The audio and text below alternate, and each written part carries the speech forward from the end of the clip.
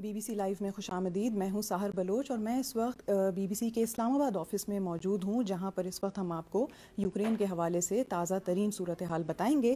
یہاں پر سب سے پہلے تو میں یہ بتا دوں کہ روس کی ہمسایہ ملک یوکرین پر حملوں کے بعد فوجی کارروائی جو ہوئی تھی وہ 5ویں روز میں شامل ہو چکی ہے, داخل ہو چکی ہے, اور اس وقت خارکیو اور کییو سے دھماکوں کی آواز سنی گئی ہیں. کییو میں آج جو ہے وہ کرفیو ہٹا دیا گیا ہے. اس حوالے سے ہم نے اپنا جو فیس بک جو BBC کا پیج ہے وہ بھی اپڈیٹ کیا ہے, اور ہم گاہے بگاہے اس کو اپڈیٹ بھی کیے جا رہے ہیں. یہاں پر جو اس وقت صورتحال ہے وہ یہ ہے کہ کینیڈا کی یوکرین کے لیے 25 ملین کینیڈین ڈالر کی امداد کی بات کی گئی ہے. دوسری جانب اسی طرح جو آپ کی اقوام متحدہ ہے ان کی جنرل اسمبلی کا خصوصی اجلاس آج طلب کیا گیا ہے, جس میں 193 ممبر ممالک ہیں اس میں شامل ہوں گے.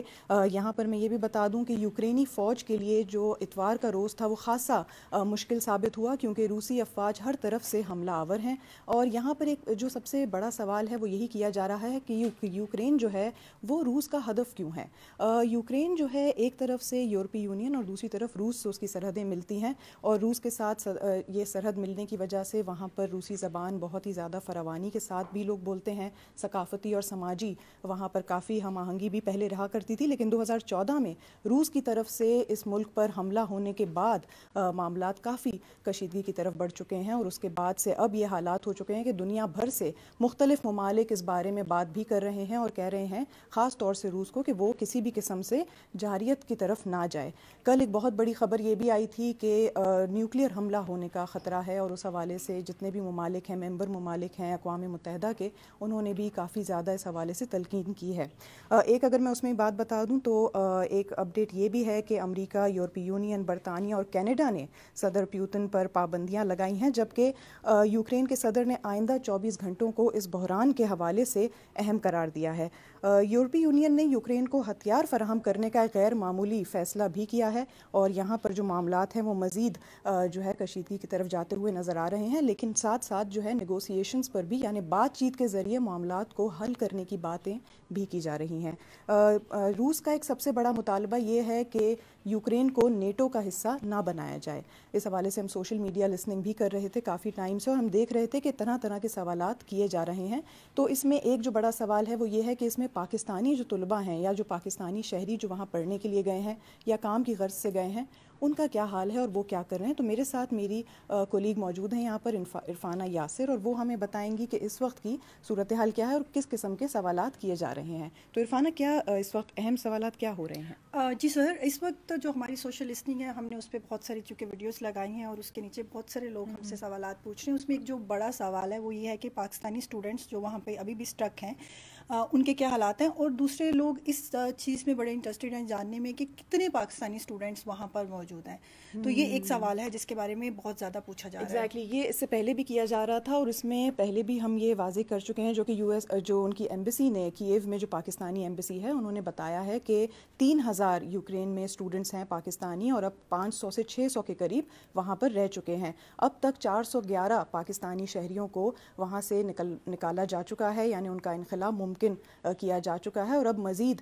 جو ہے 21 اسٹوڈنٹس کہا گیا ہے, 21 اسٹوڈنٹس تو نہیں لیکن 21 پاکستانی شہری اب واپس جو ہے پاکستان کی طرف آ رہے ہیں. سب سے زیادہ جو لوگوں کو لے کر گئے ہیں وہ پولینڈ کی طرف لے کے گئے ہیں سب, کیونکہ ویسٹرن طرف وہی آتا ہے, مغربی جانب وہی آتا ہے, اور اس میں یہی کہا جا رہا ہے کہ جو سب سے حفاظتی مقام اس وقت ٹرنوپل اور لویو ہے, جہاں پہ زیادہ تر طلباء کو بھی اور شہریوں کو بھی ادھر پہنچنے کی بات کی گئی ہے. اس کے علاوہ ہم نے کافی اپڈیٹ بھی کیے ہیں اسٹوڈنٹس کے حوالے سے, جو وہاں پر ہمیں اپنے آنکھوں دیکھی باتیں بھی بتا رہے ہیں, جو وہاں کا صورتحال ہے وہ بھی بتا رہے ہیں. اس پر کس قسم کی انگیجمنٹ آ رہی ہے, کیا سوالات وہاں آ رہے ہیں؟ بالکل سر, چونکہ ہمارے اپنے سوشل میڈیا پلیٹ فارمز پر ہم نے وہاں پہ جو اسٹوڈنٹس ہیں وہ کس طرح کی زندگی گزار رہے ہیں اور ان پر کیا بیت رہی ہے, اس طرح کی ویڈیوز ہمارے آلریڈی پیجز پر ہیں, اور اگر وہ لوگ دیکھنا چاہتے ہیں تو بالکل ہمارے پیجز وزٹ کر سکتے ہیں.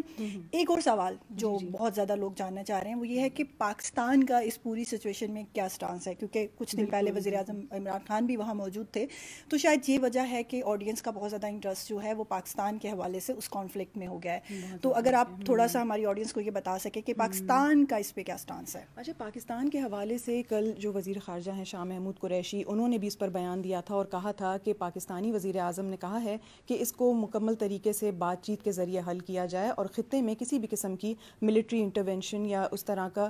جارحیت کو کسی بھی معاملے کا حل نہیں ہے. یعنی جو بھی بات چیت ہو وہ اسی کے ذریعے ہی حل ہو، اور جو یہ ملٹری تنازع جو ایک بن کر ابھر رہا ہے اس کی انہوں نے مکمل طور پر اس کو منع کیا ہے کہ یہ نہیں ہونا چاہیے. تھینک یو سو مچ عرفانہ سوالات بتانے کے لیے. مزید اگر میں آپ کو یہ بتا دوں تو ہم اپنے جتنے بھی یوٹیوب کا چینل ہو گیا یا انسٹا لائیو ہو گیا یا فیس بک ہو گیا، اس کو اپڈیٹ کرتے جا رہے ہیں. معلومات اب بھی آ رہی ہیں اور ہم صرف اسی معلومات کو اپنے چینل پر یا اپنے پیجز پر جگہ دے رہے ہیں جو مصدقہ ہیں، یعنی جو بی بی سی کی طرف سے ان کے جو گراؤنڈ پر رپورٹرز ہیں ان کی طرف سے دی گئی ہیں. بہت سے ایسے بھی اسٹوڈنٹس ہیں، بہت سے ایسے پاکستانی شہری ہیں جو ہمیں وہاں سے بتا رہے ہیں کہ گراؤنڈ پہ سچویشن اس وقت کیا ہے. اور جہاں تک روس کی بات ہے تو روس اس وقت بھی مکمل طور پر یہی کوشش کر رہا ہے کہ کسی طرح جارحیت کے ذریعے ہی اس معاملے کو حل کیا جائے. حالانکہ دنیا بھر سے ان کی کافی مذمت بھی کی جا رہی ہے، اور اقوام متحدہ کا جو آج اجلاس ہوگا جس میں 193 رکن ممالک شامل ہیں، ان کی بھی کوشش یہی رہے گی کہ کسی نہ کسی طریقے سے بات چیت کے ذریعے اس معاملات کو حل کریں. ہماری یوٹیوب اور فیس بک چینلز پہ نظر رکھیے گا، ہم اس کو اپڈیٹ کرتے رہیں گے.